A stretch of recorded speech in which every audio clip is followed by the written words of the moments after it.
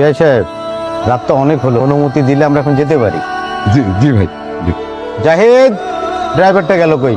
বাবা, পরীক্ষায় তো সবসময় আমার নামায় দিয়ে আসছে, আজকে শেষবারের মতন কও না, পরীক্ষায় যেন আমার নামায় দিয়ে আসে। ফরিদ বাবা, তুমি আজকে ওরে দিয়ে আসো, বাড়ির একজন সঙ্গে থাকা ভালো। নাও, গাড়ির চাবি নাও।